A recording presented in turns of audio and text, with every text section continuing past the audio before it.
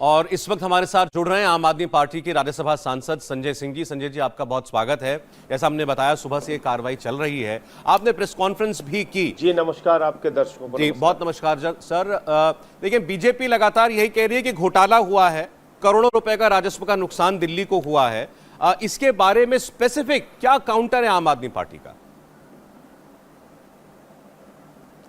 देखिए, ये सब तो कहने की बातें हैं। असल बात यह है कि आम आदमी पार्टी 3 बार दिल्ली में जीतती है, केजरीवाल 3 बार दिल्ली में जीतते हैं, पंजाब में जीतते हैं और पूरे देश में अब आम आदमी पार्टी का विस्तार हो रहा है। अरविंद केजरीवाल जी की लोकप्रियता गुजरात से लेकर दूसरे राज्यों तक पहुंच रही है। घबराहट इस बात की है कि हम केजरीवाल को कैसे रोकें, और इसके 2 प्रमुख कारण हैं, शिक्षा और स्वास्थ्य। आप देख रहे होंगे कि स्वास्थ्य मंत्री को पहले जेल में कर रखा है, अब शिक्षा मंत्री पे कार्रवाई कब हो रही है? जब अमेरिका के न्यूयॉर्क टाइम्स में फ्रंट पेज पे खबर छप रही है कि दिल्ली का शिक्षा मॉडल कैसा है, मनीष सिसोदिया जी का शिक्षा मॉडल कैसा है, केजरीवाल का शिक्षा मॉडल कैसा है। ऐसे टाइम पर आप मनीष सिसोदिया के ऊपर सीबीआई भेज के कार्रवाई करवा रहे हैं। अरे, प्रधानमंत्री जी को तो खुश होना चाहिए था कि एक राज्य के शिक्षा मॉडल की चर्चा अमेरिका भी कर रहा है, पूरी दुनिया में हो रहा है, आप उस शिक्षा मंत्री के ऊपर कार्रवाई कर रहे हैं।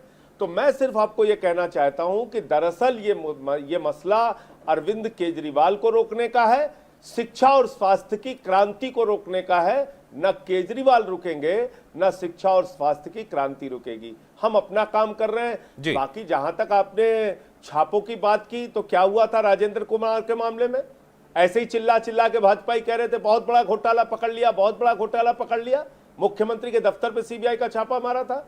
इन्हीं मनीष सिसोदिया के घर पे पहले भी एक बार सीबीआई का छापा मारा था।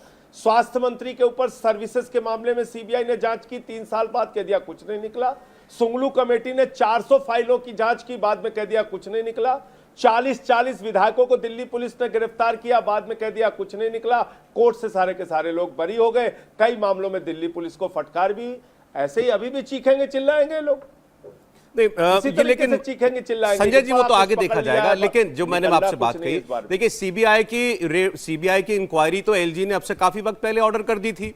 उसके बाद छापा पड़ेगा, अब उसकी टाइमिंग यही क्यों चुनी गई, इस पर सवाल हो सकता है। लेकिन जो विषय उठाए गए थे पहले जब जांच ऑर्डर की गई थी, उस वक्त ये कहा गया था कि 144 करोड़ रुपए का जो लाइसेंस फी थी वो शराब माफिया की, या माफिया भी ना कहें तो शराब लाइसेंसियों की, वो माफ कर दी गई और उसके लिए कोई प्रक्रिया नहीं अपनाई गई। ये राजस्व का नुकसान था। आप भी इस चीज को जानते हैं। कोविड के टाइम में बहुत सारी फीस अलग अलग जगहों पे माफ की गई। मैं आपको उदाहरण के तौर पे ये कागज भी दिखा दे रहा हूं। ये है एमसीडी, 44 करोड़ रुपए का टोल माफ कर रही है कोविड का बहाना लेके। यह है दूसरा एमसीडी का एडवर्टीजमेंट का काम, 100 करोड़ रुपए उसमें ये माफ कर रहे हैं। ऐसे ऐसे करके ये तो पूरी डिटेल हमारे पास है। पूरे देश में अलग अलग राज्यों में अलग अलग योजनाओं में कोविड के कारण से फीस माफ की गई है, माफी की गई है। कोई नई चीज थोड़ी है। आपको अगर टारगेट करना है अरविंद केजरीवाल के शिक्षा मॉडल को, स्वास्थ्य मॉडल को, तो बहाने आप खोजते रहिए। इसका जवाब भी हम लोग कई बार दे चुके हैं। अगर शराब मुद्दा होता तो आप ईमानदारी से बताइए और पूछे किसी भाजपाई से। जिस राज्य में नकली शराब बेचते हुए भाजपाई पकड़े जा रहे हैं, जिस गुजरात में जहरीली शराब से 100 लोगों की मौत हो गई, कोई ईडी सीबीआई गई जांच करने के लिए? हजारों करोड़ का घोटाला होता है शराब के कारण वहां पे। और नकली शराब, जहरीली शराब, वही धंधा ये दिल्ली के अंदर करना चाहते हैं। वही जहरीली शराब और नकली शराब का धंधा करना चाहते हैं। इसलिए पूरी की पूरी भाजपा बौखलाई हुई है।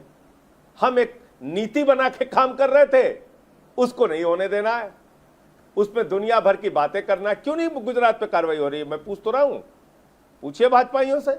नहीं, गुजरात में जिन लोगों की वजह से जहरीली शराब पीकर इतने लोगों की मौत की, उन पर कार्रवाई होनी चाहिए। संजय जी, अभी आपने कहा आप नीति बनाकर काम कर रहे हैं। भाजपा आरोप लगा रही है कि ये कैसी नीति बनाई आपने जिसमें एक तो दिल्ली के अंदर शराब के ठेकों की बाढ़ आ गई। चले, ये एक सोशल पहलू भी हो गया, फिर इसके लिए कहीं भी कैबिनेट का अप्रूवल नहीं है। ये नीति कैसे लागू हुई? ये बात बहुत अच्छी आपने की और मैं चाहता हूं कि आपका चैनल डिटेल चेक करे। जितने ठेकों को हमने अप्रूव किया था पहले, वो अप्रूव्ड ठेके की संख्या पिछले साल के ठेकों की संख्या से 4 कम थे। पहली चीज। दोबारा जब अप्रूव्ड हुई जो पॉलिसी, जिसको 2 दिन पहले एलजी साहब ने किसके कहने पे बदल दिया बैजल जी ने, यह जांच का विषय है, जिसके लिए मनीष सिसोदिया जी ने सीबीआई जांच की मांग की, जिस पे पूरी की पूरी भाजपा उनके साथ खड़ी हो जाती है। क्यों, क्या कारण है इसके पीछे, बेहतर समझा जा सकता है। क्या लेन देन था उनका आपस में। दूसरी बात, जो आपने कहा ठेके खुलने की संख्या, अरे भैया कुल 468 ठेके खुल पाए थे, यानी पिछली संख्या जो शराब के ठेकों की थी करीब करीब आधे।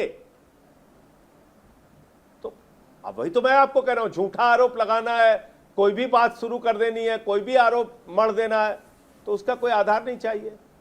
और झूठ बोलने में भाजपाइयों से ज्यादा किसी को महारत है नहीं पूरी दुनिया में। जो पार्टी डीएचएफएल जो 42,000 करोड़ का घोटाला करती है, उससे 29 करोड़ रुपए चंदा लेती है, उसके खिलाफ कोई सीबीआई ईडी जांच नहीं करती। एबीजी शिपयार्ड 23,000 करोड़ रुपए का बैंक घोटाला करती है, उनके खिलाफ कोई जांच नहीं होती। येदुरप्पा को कोई सजा नहीं मिलती, व्यापम घोटाले में कोई सजा नहीं मिलती, कोई जांच 5 लाख करोड़ रुपए के बैंक फ्रॉड्स में जो 8 साल में हुए नहीं होता है। आप सिर्फ और सिर्फ टारगेट दिन रात किए हुए विपक्ष के नेताओं को, अरविंद केजरीवाल को, अरविंद केजरीवाल की सरकार को तो आप कराइए जांच, आपको फुर्सत है, आप जांच कराते रहिए दिन रात। संजय जी, लेकिन अगर इस पॉलिसी में सब कुछ ठीक था, ने 400 फाइलों की जांच की दिल्ली में। अगर आपकी इस एक्साइज पॉलिसी में सब कुछ ठीक था, तो उसके बाद इसको वापस क्यों लिया? मनीष सिसोदिया जी ने ही पुरानी वाली नीति क्यों लागू कर दी दिल्ली के अंदर? कारण बताया तो आपको कितनी बार, कारण बताया तो आपको कितनी बार कारण बताएं। अंत 2 दिन पहले उन्होंने अप्रूव्ड पॉलिसी, कैबिनेट की अप्रूव्ड पॉलिसी, और वो पॉलिसी जिसमें खुद एलजी ने संशोधन करवाया था, करवाने के बाद अप्रूव हुई थी कैबिनेट से वो पॉलिसी, दोबारा जब वो पॉलिसी गई, उनके संशोधन के मुताबिक भी गई, उसमें उन्होंने बगैर कैबिनेट से पूछे, बगैर कोई नया अप्रूवल लिए, अपने हिसाब से उन्होंने अमेंडमेंट कर दिया, संशोधन कर दिया। कि साहब इन इलाकों में खुलेगी शराब की दुकानें, इन इलाकों में नहीं खुलेगी, तो भारी संख्या में दुकानें खुली नहीं, उससे रेवेन्यू लॉस हो रहा था, इसलिए हमने पॉलिसी पुरानी लागू की। ये बात तो खुद मनीष सिसोदिया जी बता चुके हैं, सामने आके बता चुके हैं। संजय जी, एक आरोप और बीजेपी का यह है, जो इसमें जो करोड़ों रुपए के नुकसान का जो आरोप लगाते हैं, उसके अलावा वो ये कि पंजाब, खास तौर पर जब से आपकी पंजाब में सरकार आई, तो पंजाब के जो लिकर माफिया थे उनको फायदा पहुंचाने के लिए लाइसेंसें दी गई। पॉलिसी जो खुद कहती है उसके विपरीत जाकर के जो मैन्युफैक्चरर है उसको ही वेंडर भी बना दिया गया, यानी जो शराब बना रहा है वही शराब बेच भी रहा है। इस किस्म की अनियमितताएं थी और कार्टेल एक काम कर रहा था, और ये कार्टेल जो है खास तौर पर पंजाब का शराब माफिया था। देखिए, ऐसे ही चीख चीख के, चिल्ला चिल्ला के हर बार ये लोग बेचारे बोलते रहे, लेकिन कारण क्या है कि जब केजरीवाल के खिलाफ कुछ मिलता नहीं तो हताश और निराश होते हैं। अभी मैं फिर यही दोहरा रहा हूं, इनको चीखने दीजिए, चिल्लाने दीजिए, सीबीआई नहीं कई और सीबीआई बुला के जांच कराने दीजिए। ना पहले की जांचों में कुछ निकला है, ना इस जांच में कुछ निकलेगा। लेकिन संजय जी, आपके एक मंत्री तो ऑलरेडी जेल में है, अब तो जांच करा ही रहे। आपने बहुत सारे उदाहरण दिए जो जांच हुई, कुछ नहीं निकला, लेकिन सत्येंद्र जैन तो मई महीने से जेल में है। सत्येंद्र जैन वो मंत्री हैं जिस मंत्री ने अपने पिता की मृत्यु के दौरान भी कोरोना के टाइम में लोगों की मदद की, लोगों के लिए काम किया। सत्येंद्र जैन वो मंत्री हैं जो कोरोना के समय में लोगों की सेवा करते हुए इतने बीमार हो गए कि उनकी जान जाते जाते बची। सत्येंद्र जैन वो मंत्री हैं जो 5 फ्लाईओवर के निर्माण में 150 करोड़ रुपए बचाने का काम करते हैं।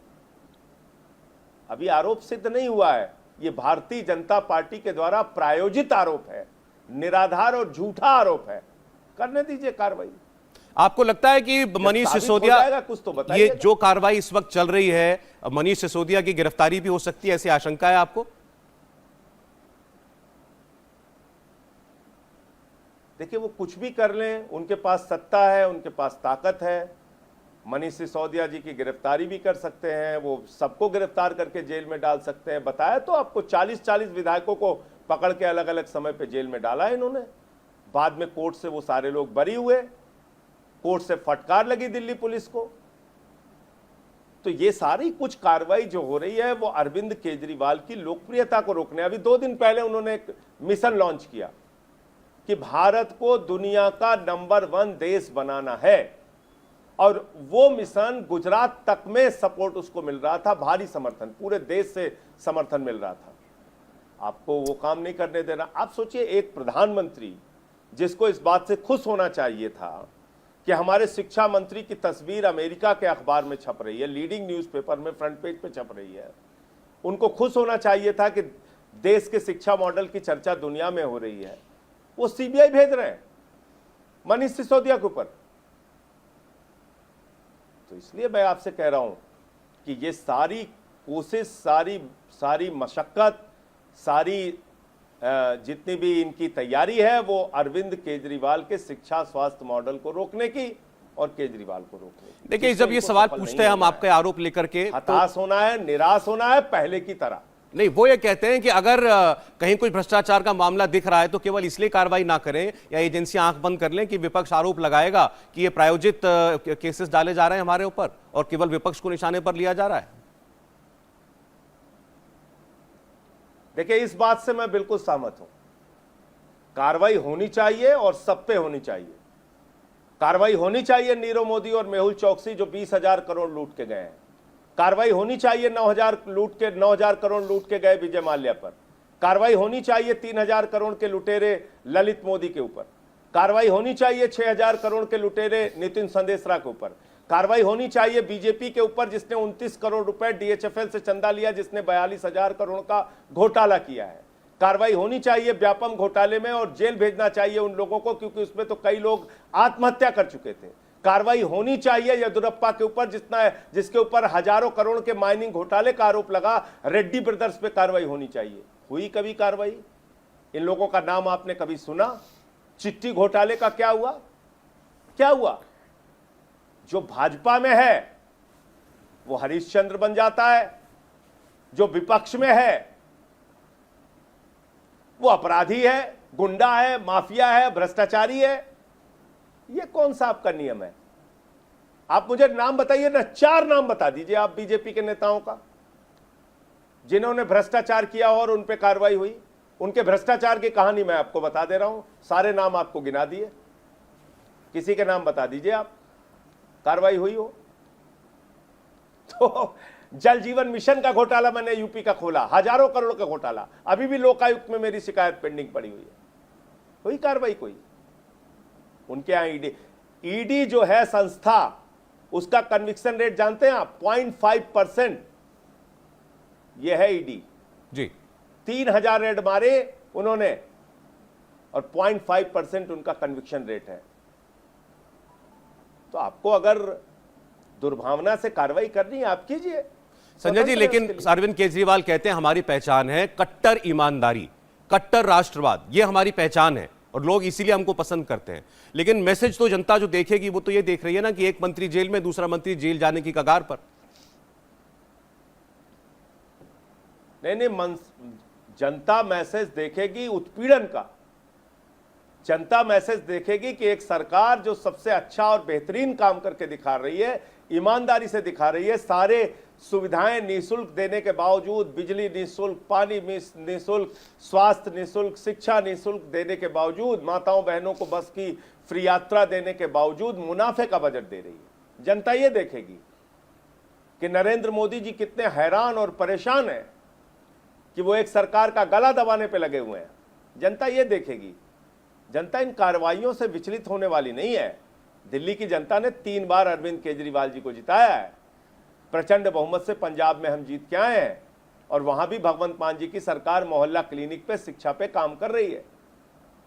तो हमारा मॉडल पूरे देश में लोकप्रिय हो रहा है। केजरीवाल की लोकप्रियता देश भर में बढ़ रही है जी। आपको कार्रवाई करनी है, आप कीजिए। नहीं, देखिए, अभी लाल किले से प्रधानमंत्री ने कहा ना कि मैं आपका आशीर्वाद चाहता हूं। अगर आपकी बात सच है जी, अगर आपकी बात सच है तो जब केजरीवाल पे पिछली बार सीबीआई का छापा पड़ा था उनके दफ्तर पे, तो उनको तो दोबारा चुनाव नहीं जीतना चाहिए था, क्योंकि तब भी भाजपा ऐसे ही चिल्ला के कह रही थी बहुत बड़ा भ्रष्टाचार पकड़ लिया, बहुत बड़ा। सब उल्टे टांग दिए जाएंगे, सबको फांसी की सजा। क्या हुआ? कुछ हुआ आज तक? तो जनता ऐसे बेवकूफ नहीं है, जनता समझती है अरविंद केजरीवाल क्या है, उनके मंत्री क्या है, उनके जहां पे हमें गलती मिली कहीं भी आपने देखा होगा 1 मिनट विलंब किए बगैर हमने कार्रवाई की है। संजय जी, मैं आपसे कह रहा था, प्रधानमंत्री ने अभी 15 अगस्त को लाल किले से यह कहा कि मैं जनता का आशीर्वाद चाहता हूं, साथ चाहता हूं, मैं भ्रष्टाचार के खिलाफ अब निर्णायक लड़ाई लड़ूंगा। तब से यह बात समझी जा रही थी कि कोई बड़ी कार्रवाई हो सकती है, बड़े नामों पर भी कार्रवाई हो सकती है, जो कि आज दिख रहा है कि हो रही है। तो प्रधानमंत्री तो ये कहेंगे कि मैंने जो कहा वो किया। नहीं, बिल्कुल प्रधानमंत्री ने जो कहा वो किया। 2014 में उन्होंने कहा था कि काला धन लाएंगे और 15-15 लाख रुपए हर खाते में डाल देंगे। तो किया तो प्रधानमंत्री जी ने, 3 गुना हो गया काला धन उनके राज में। कहां कर रहे हैं वो भ्रष्टाचार पे कार्रवाई? किस भ्रष्टाचारी को पकड़ रहे हैं? कौन सा काला धन वाला पकड़ के उन्होंने जेल में डाला 8 सालों के अंदर? बताइए नाम एक भी। मैंने पूछा तो आपको, अजीत पवार जी सुबह 4:30 बजे 6:30 बजे शपथ लेते हैं फडणवीस जी के साथ, तब ईमानदार हो जाते हैं। और चुनाव के ठीक पहले अजीत पवार के लिए कहते हैं चक्की पिसिंग, वो जेल जाएंगे, घोटाला किया है सिंचाई में, और 6:30 बजे वो ईमानदार हो जाते हैं सुबह सुबह। किसकी बात करेंगे आप? नारदा सारदा क्या हुआ उसमें? मुकुल राय जी ईमानदार हो गए इनके साथ जाते ही, सारदा घोटाला खत्म जी। हेमंत विश्व शर्मा जी ईमानदार हो गए इनके साथ जाते ही। तो किस पे कार्रवाई किया मोदी जी ने? लाल किले से उन्होंने बोला भ्रष्टाचारियों पे कार्रवाई करेंगे। 8 साल में 8 भ्रष्टाचारियों पे कार्रवाई की हो जो बीजेपी से जुड़े हो, बताइए आप जी। 8 का नाम बताइए आप जी। संजय जी, मैं फिलहाल तो सारे नाम बता रहा हूं। मैं अभी तो आपको धन्यवाद देना चाहता हूं, आपने हमारे लिए समय निकाला। आपकी पूरी पार्टी जो है, आपकी पार्टी इस वक्त जो है देख रही है जो हो रहा है मनीष सिसोदिया के साथ। बहुत धन्यवाद आपका। इंडिया टीवी हर वक्त हर जगह डाउनलोड करने के लिए सर्च करें India TV news Google play store या ऐप स्टोर पर।